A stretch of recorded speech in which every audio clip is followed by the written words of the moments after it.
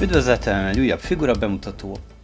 Ez pedig nem más, mint Ming a Könyörtelen, az 1980-as Flash Gordon című trash filmből, melynek az az érdekessége, hogy hatalmas sztárgárdával készült, és a maga módján igen szórakoztató, de azért mai szemmel nézve a trükkök terén már némileg kilóg a lóláb, és hát nem éppen épületes a forgatókönyve, de aki szereti a sztárokat nézni e fajta filmekben, meg szereti az ilyen régi módi féltresses hangulatot, annak mindenféleképpen ajánlható. És hát ennek a filmnek a főgonoszát mintázta meg a NECA 2023-ban, és ez nagyon is felismerhető, hiszen Max von Sydowról van szó. Ő játszotta ezt a Ming császár nevű gonosztevőt. Ugye hát érdekes mondani, ez egy ázsiai figura, és egy svéd színész játszotta, hát ez régen nem volt probléma.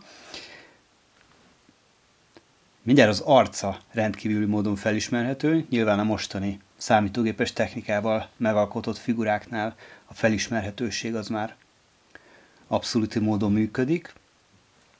Most ennek a figurának érdekessége, hogy ez a katonai ruhás verzió, ami a filmnek azt hiszem, hogy a második szakaszában jelenik meg. Van neki egy ilyen varázslósabb, kicsit olyan köpenyes, tipikus gonosztevős viselete is, de a NECA ezt a figurát, de a NECA ebben az alakban alkotta meg. Ez egy kicsit olyan európaias, katonás, németes, poroszos ihletésű jelmez, és nagyon szépen néz ki, úgyhogy ez egy baromi jó figura. Hát az arcáról ugye már beszéltem, tehát abszolút módon felismerhető a színész, de nézzük meg a kidolgozottságot a ruhának. Ennek az övnek a részletei mind egyértelműen kivehetőek. Ugye ezek gumiból vannak ezek a mozgó részek, de egészen jól mintázzák a ruházatot.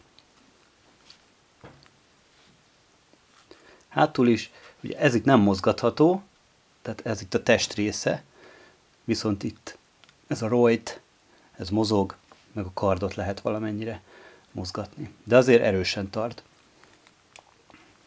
Számtalan mozgatási pontunk van. Ugye a NECA figurákra jellemzően sok, most nem fogom nagyon bemozgatni, nehogy valami probléma történjen. Ugye ez a rész is mozog, nagyon szép. Ezek is ilyen gumis műanyagból vannak, gumiszerű műanyag. A csizmája. Így is.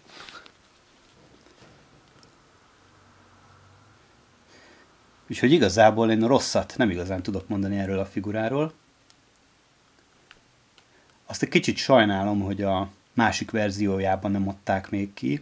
Illetve nem is tudom, talán a neten keresgélve, mintha láttam volna egy olyan köpenyes verziót is, de azt nem biztos, hogy a NECA adta ki, úgyhogy ebben nem vagyok biztos. Egyébként még 2 figura jelent meg a Flash Gordon sorozatban, a Ming császár mellett. Hát maga Flash Gordon, és Vultán herceg, az a szárnyas, nagy darab szakállas figura. Azok is jól néznek ki. Akkor nézzük az összetevőket, a hozzávalókat. Itt láthatjuk, ugye, ami nagyon feltűnő, a kard, amit természetesen kihúzhatunk.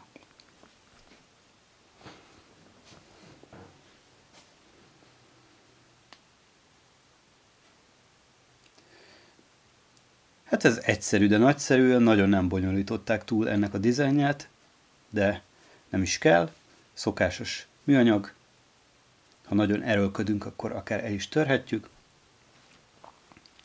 Van 4 darab cserélhető kézfejünk. Ugye a NECA figuráknál ez alap. Ezekkel különböző dolgokat állíthatunk be. És még 2 darab fej tartozik a figurához. Egy ilyen dühösebb verzió, és egy ilyen kicsit ilyen Leninre hasonlító normál verzió. Ugye itt ezeken az a különbség, hogy nincs rajta ez a harci sisak a figurán, ami ezen az alapfejen rajta van. Úgyhogy ezzel a figurával én nagyon meg vagyok elégedve, negatívumot nem igazán tudok mondani. Ezek a részek is itt kemények, úgyhogy Ming a könyörtelen is megérkezett figura verzióban.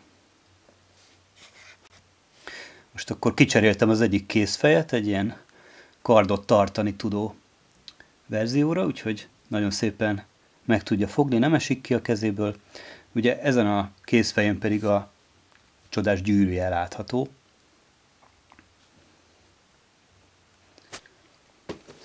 Akkor nézzük a csomagolást. Ugye a filmből látható ez a jelenet. Ugye így lehetett kinyitni.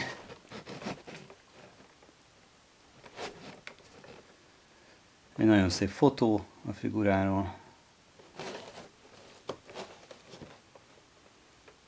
És